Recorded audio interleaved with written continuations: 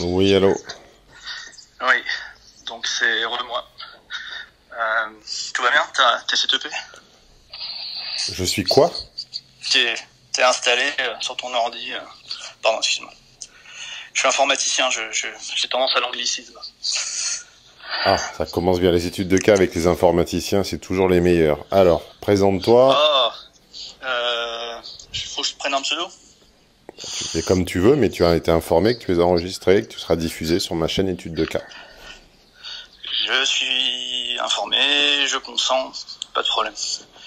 Donc, ouais, je vais prendre un pseudo. Donc, on va dire, je m'appelle Patrick. Je suis marié depuis 7 ans. Avec une nana que j'adorais. On a fait des enfants. Oui, attends, tu m'appelles au titre de ton abonnement VIP, c'est ça? Exactement. Je suis VIP et je viens de finir les 3 mois et de passer intégral. Très bien. Il me semble pas avoir entendu l'âge des protagonistes. Quel âge as-tu? Quel âge a-t-elle? 39, 34. Qui a... 39 pour moi. Ok. Donc, du coup... Calme-toi, on entend déjà les inspires et les expires de stress. Personne ne te stresse. Et ce que les timides ne comprennent pas, c'est qu'en fait, le stress fait chier les autres. C'est pas agréable d'entendre quelqu'un faire... T'as raison. Donc, reprenons. Je suis marié depuis 7 ans, on a décidé d'avoir des enfants. Désirés, hein, pas de rien d'imprévu. On a eu d'abord une petite fille, donc évidemment ça te change un peu la vie, mais ça allait encore. Et puis on a décidé de lui faire un petit frère ou une petite sœur. Et on a eu en fait des petites jumelles. Et en plus de ça, il se rajoute un paramètre qui est qu'une des deux est handicapée. Ah oui. Donc voilà. Donc cette somme de chance ou de malchance fait que on a complètement changé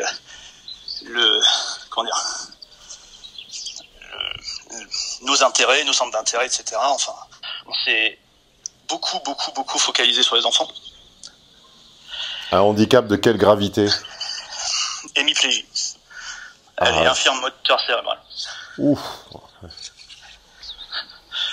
Donc il y a eu évidemment un mélange de coup au moral, évidemment, inquiétude, et puis tout ça avec le fait que tu dois gérer 2 bébés en même temps, c'est un peu dur, quoi, tu vois. Plus gérer le handicap, mettre en place les soins, enfin c'est tout un merdier administratif et personnel, tu vois.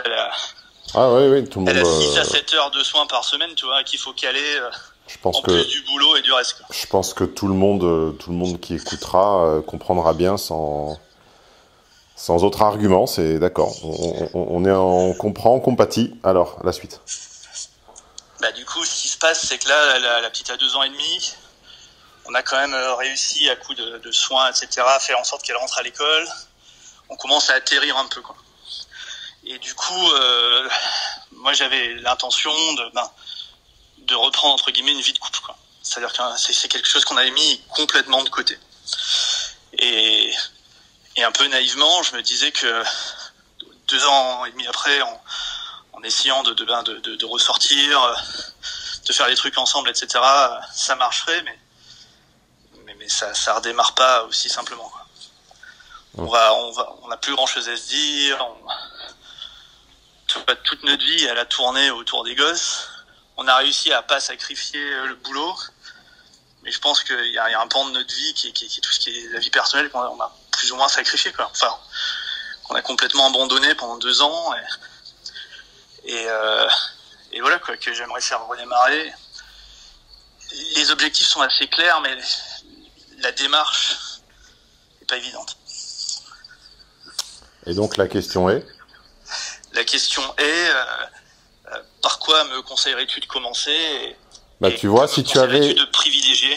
Tu vois, tu t'es dispensé de suivre désormais la procédure qui est de passer par ce qu'on appelle entre nous la classe prépa, qui se compose de 3 personnes et qui aide à formuler les questions ou à rediriger vers les contenus nécessaires avant d'arriver avec une question bien fagotée. Tu l'aurais fait, et ben je pense qu'il ne t'aurait pas laissé passer cette question. Pourquoi ? Parce que ça fait 15 ans, plus de 15 ans, plus de 16 d'ailleurs, que j'explique que je ne délivre pas de méthode. Oui. Tu veux une méthode. Tu veux un plan. Tu veux faire revenir l'être aimé. Tu me demandes d'être le marabout, puisque des éléments extérieurs vous ont séparés. Bon, c'est bien triste, c'est bien grave, mais je n'y suis pour rien. Maintenant, vous êtes unis de corps, unis de cohabitation, probablement désunis de corps et très probablement très désunis d'esprit et d'âme. Et tu appelles tonton Stéphane, sans prononcer le mot méthode, technique ou plan ou stratégie, mais en demandant exactement la même chose, puisque tu me demandes, en gros, comment faire que ma femme retombe amoureuse de moi. Je ne vous donne pas de plan. J'essaie de disserter sur des situations précises, des dilemmes relationnels précis. Vous voulez des plans. Tu vois ? Ben voilà. Je ne t'apprendrai pas à reséduire ta femme. Ça ne m'intéresse pas. Ce n'est pas mon métier. Ce n'est pas une question. Une vraie question, c'est avec mon épouse de 7 ans, blabla, nous avons 3 enfants, etc., machin. En ce moment, il se passe quelque chose que je ne comprends pas, qui est que les initiatives proposées par ses collègues de travail, elles semblent les valoriser. Par contre, ce que je propose, moi, eh bien, elle va être extrêmement critique. Je vais te dire, cher Patrick, est-ce qu'on peut avoir un exemple ? Et tu vas répondre, eh bien, j'ai suggéré que, je sais pas quoi, on aille au lac, machin, parce que ça plaît à ma fille. Il y a beaucoup de bruit, qu'est-ce que tu fais, en fait ? On entend des souffles, des... Ah bon ? Non, je suis sur ma terrasse, mais il n'y a pas de vent. Donc, j'ai pas une collection extraordinaire, c'est peut-être ça. J'ai proposé que nous allions, je sais pas quoi, faire du rando-park à côté du lac de machin. Elle me répond ceci, cela. Ça me semble bizarre, puisque ce n'était pas du tout la cinétique qu'avait notre relation au début. C'était quelqu'un d'aventurier et aventurier, et qui laissait beaucoup de place à l'imprévu. Elle ne laisse aucune place à l'imprévu avec moi. Par contre, elle le fait avec les autres. Et ça se passe depuis 2 ans et demi. Eh ben oui, mais tu te passes, il y a une règle, il y a une consigne. Vous ne savez pas formuler des questions. Il y a une consigne, c'est que je paye des gens. Tu penses qu'ils bossent gratuitement, Thomas, Christophe et Simon, ou pas ? Non, j'ai pas dit ça. Je paye des gens pour vous apprendre à formuler. Et puis vous vous en dispensez, et vous arrivez avec une non-question qui est donne-moi une méthode. Mais après, je dois pas m'agacer, parce que c'est moi le méchant. Ok, mais elle coule pas. Bon, alors très pratiquement, effectivement, là, on va partir en vacances. On n'est pas parti en vacances depuis hyper longtemps. Je lui avais proposé de partir tous les deux, prendre un hôtel, laisser les gosses à mes parents. Ça a été une négociation, une vraie négociation. Bon, là-dessus, j'ai marqué des points, mais tu vois, c'était pas... Moi, je m'attendais à ce qu'elle soit ravie, à ce qu'elle se projette, et c'était pas le cas. Et ça m'a surpris. Pareil, les week-ends, on a des babysitters, etc., qu'on peut prendre en extra.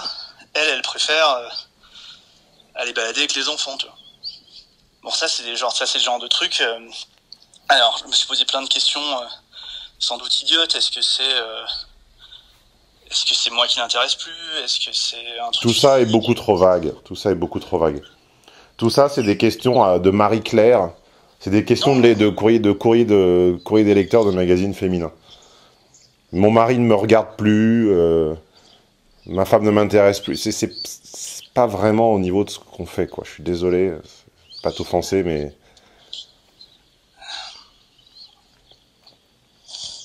Qu'attends-tu de moi exactement ? Ben, d'abord, ce que je voulais savoir, c'est par exemple, j'ai pris le séminaire être intéressant en couple pour avoir une idée de un petit peu Qui n'existe pas. J'ai pas de séminaire qui s'appelle être intéressant en couple. Bah. J'ai une série de séminaires qui s'appelle être intéressant, parler en public, storytelling. J'ai un séminaire qui s'appelle la routine du couple, qui s'appelle survivre à la routine. Oui. Mais être intéressant en couple, la chimère des deux, j'en ai pas.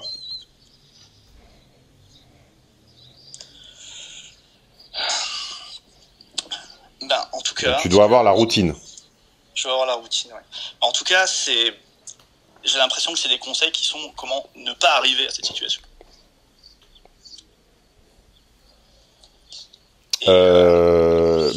Oui, mais ça, c'est une vision binaire d'informaticien, tu vois.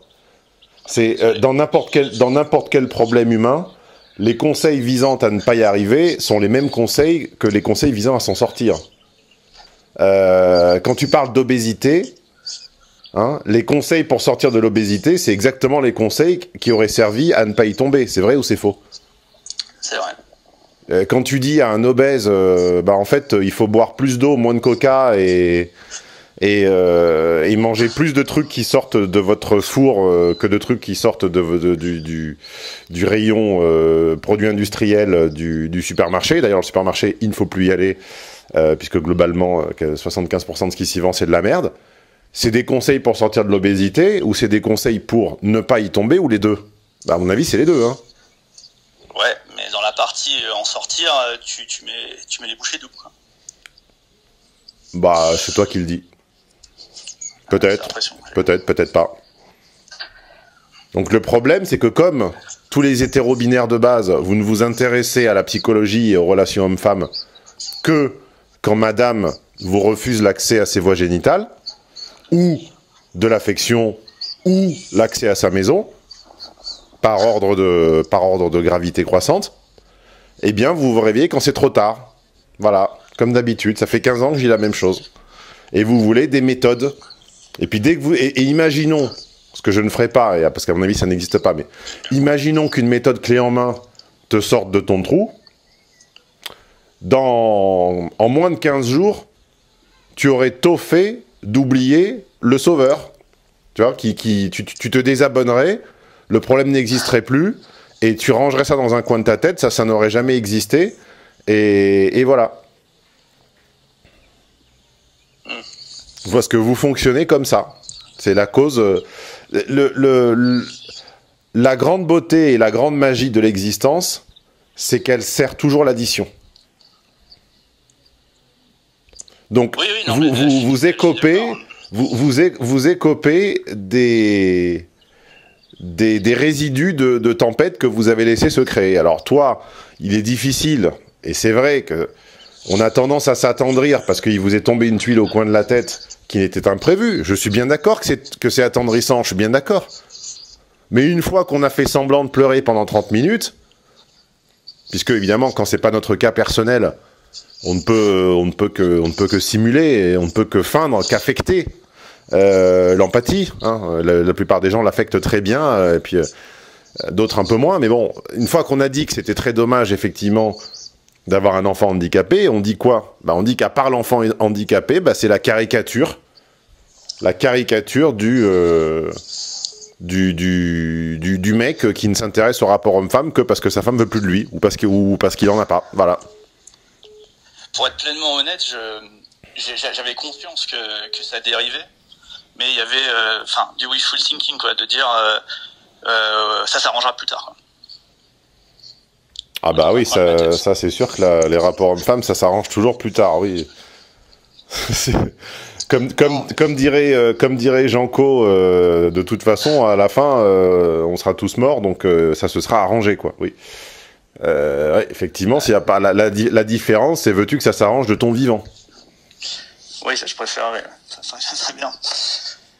Tu vois, par exemple, tu te serais intéressé au sujet avant, tu nous aurais donné des billes quant à la typologie de femme que tu as épousée.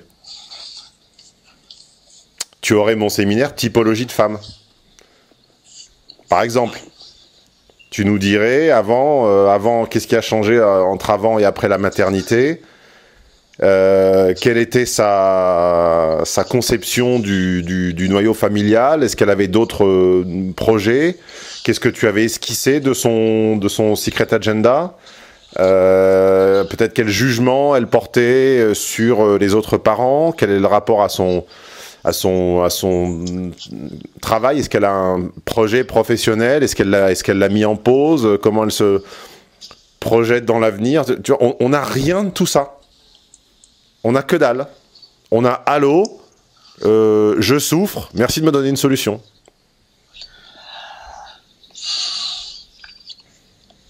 Oui. Bah, je peux pas, parce qu'il n'y a aucun élément qui me permette d'amorcer un embryon de réponse. Et quiconque proposerait un embryon de plan à ce stade-là est un charlatan, puisqu'on ne sait rien des gens en fait, donc c'est pas possible. C'est comme faire une robe sur c'est comme dessiner un vêtement sur mesure à quelqu'un dont on ne connaît pas les mensurations. Voilà, on va dessiner au pif quoi.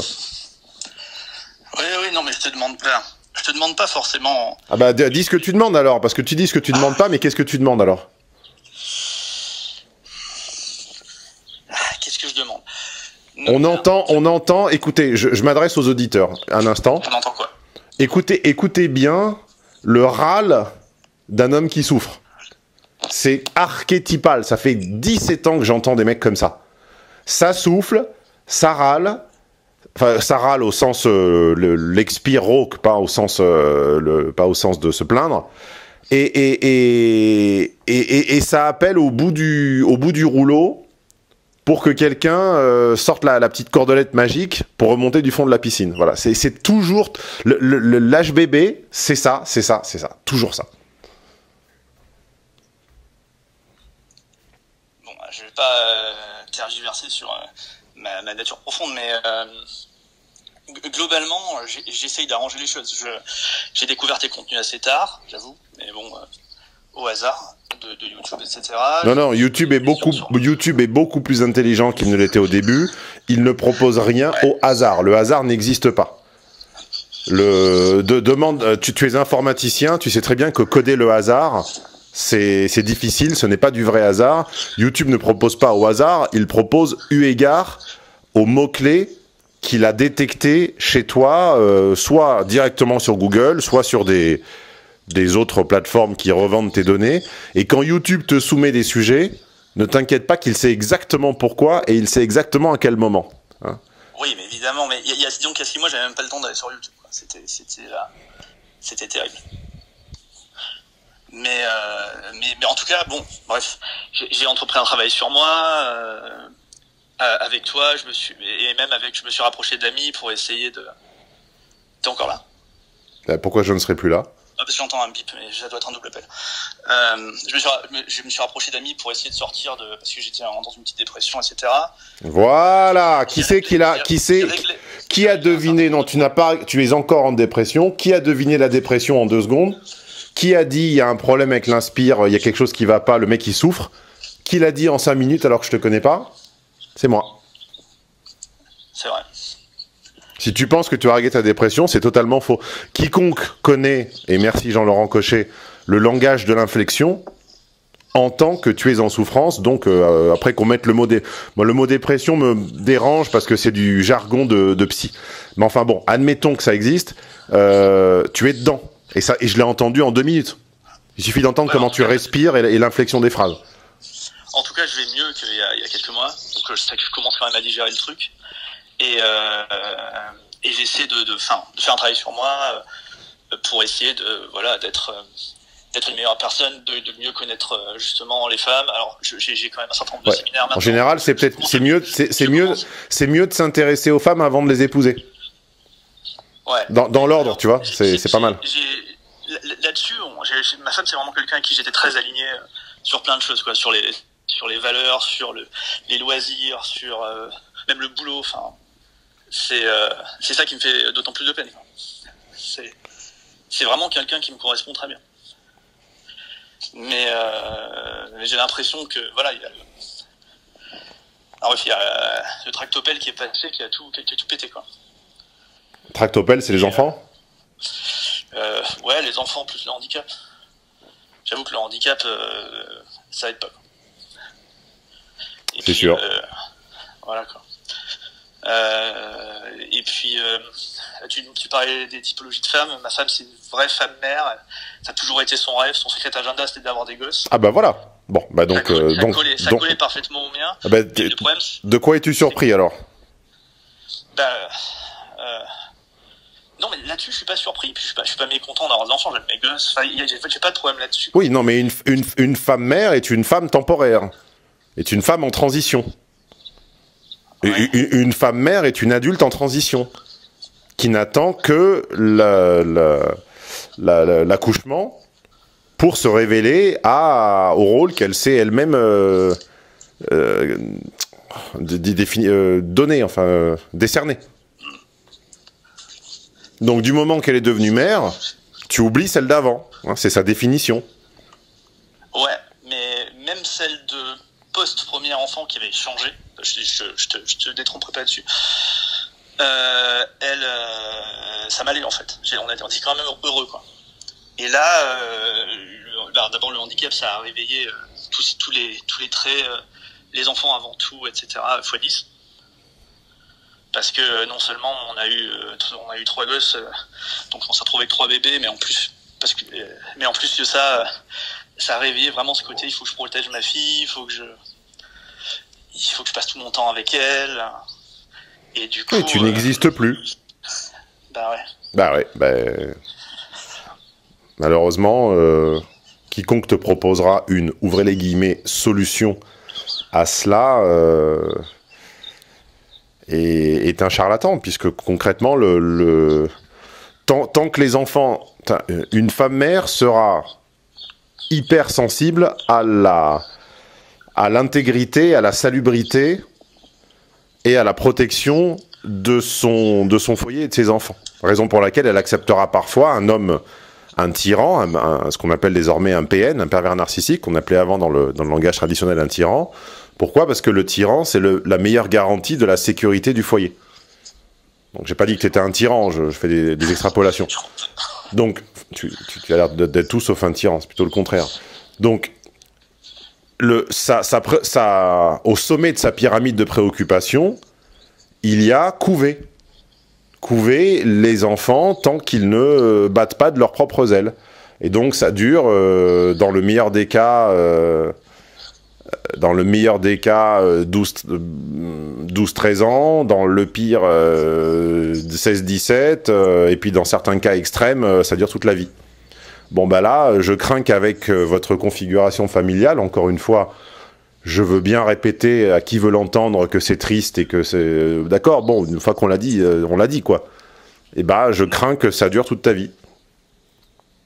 Ouais, c'est ce que je déduisais de ton raisonnement.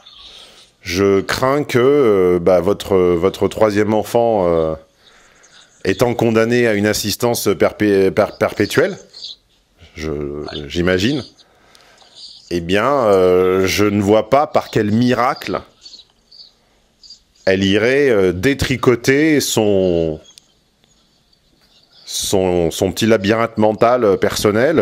C'est pas une critique d'avoir un labyrinthe mental, on a tous un labyrinthe mental.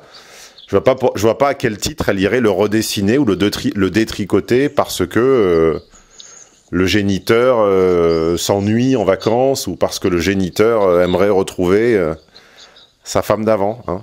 On peut pas tout avoir. Donc le géniteur n'est certes pas un tyran, le géniteur mérite la sympathie de tout le monde, d'accord? Mais enfin, le géniteur pouvait également s'intéresser un peu au sujet avant de faire 3 gosses. Hein. C'est ça l'erreur du géniteur. Oui. Après, je voulais des enfants aussi, quoi. Mais j'aurais bien aimé garder ma femme. On te reproche pas de vouloir des enfants. Tout le monde veut 95% des gens veulent des enfants. D'ailleurs, ils s'en enorgueillissent à tort, puisque c'est l'intelligence collective qui s'infiltre en eux et qui leur dicte de se reproduire. Et ils prennent ça comme une espèce ils s'en enorgueillissent à titre personnel, comme si tout à coup ils avaient réinventé la poudre. Non, vous n'y êtes pour rien. L'intelligence de la vie s'infiltre en nous et nous fait vouloir des enfants à certains âges. Bon, d'accord. Personne ne t'en veut de vouloir des enfants. Oui. Je te dis juste que quand on s'intéresse au sujet de l'alimentation alors qu'on est déjà obèse, ou quand on s'intéresse au sujet de la santé alors qu'on est déjà hospitalisé, et le problème c'est que c'est un peu tard, et la stratégie des bouchées doubles, rien n'a jamais démontré qu'elle marchait. C'est un peu tard en fait, un peu tard. Donc ça n'aurait pas empêché le malheur de frapper ta deuxième jumelle.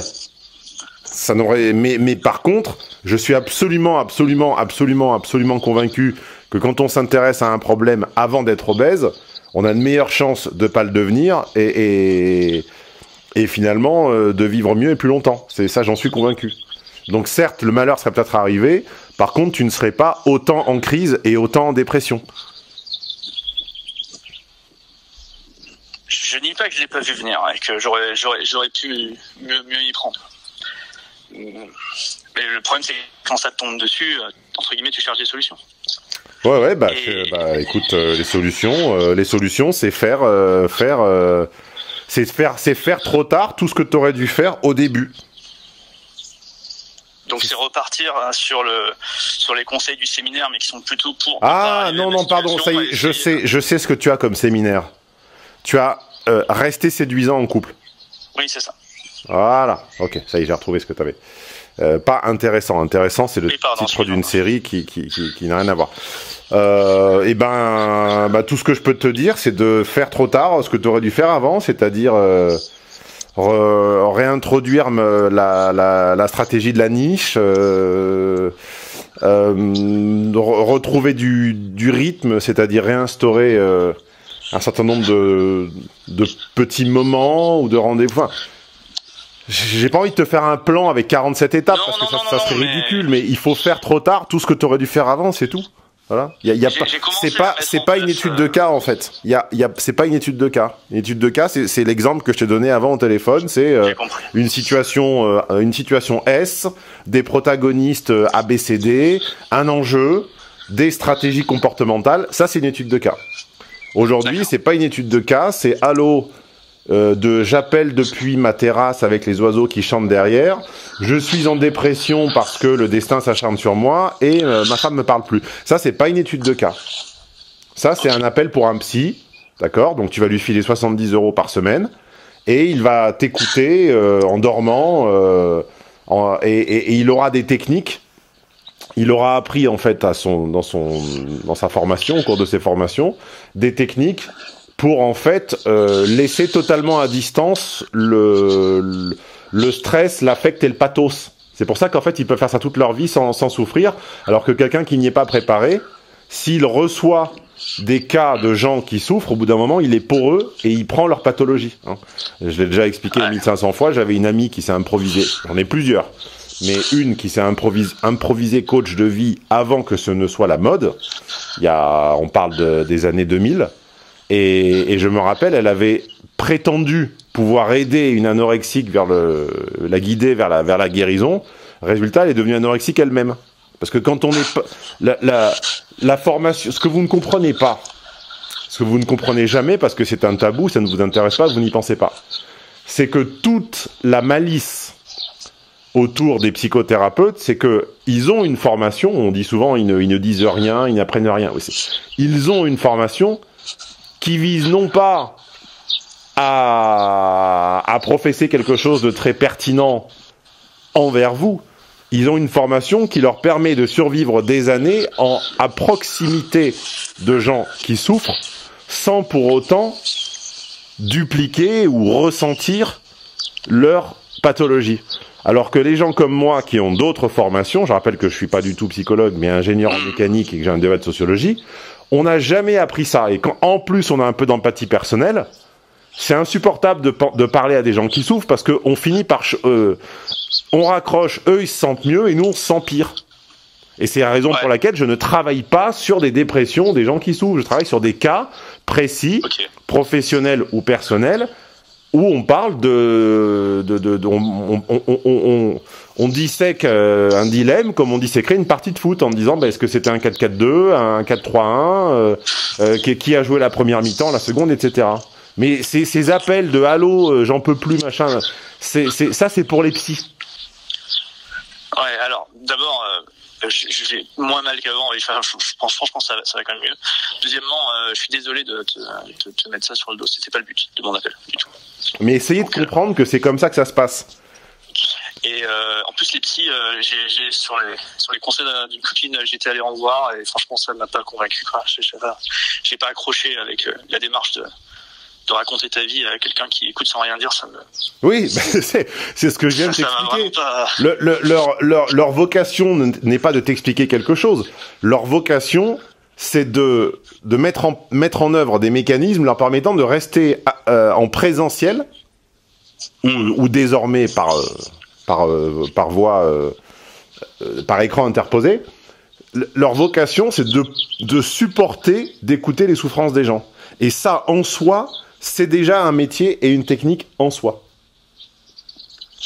Mais en vrai, t'as répondu à ma question, l'air de rien, en me disant que, d'abord, avec ton analyse, et en plus en me disant que de toute façon, j'ai attaqué via les séminaires la mise en application de certains de tes conseils, on bossait ensemble à la maison, je me suis pris des bureaux, enfin, tu vois, j'ai mis de la distance, et le truc, c'est que peut-être je le prends trop à cœur, mais tu vois, le fait qu'elle soit pas forcément réceptive à mes idées, au fait que je les ai insisté pour qu'on sorte tous les deux.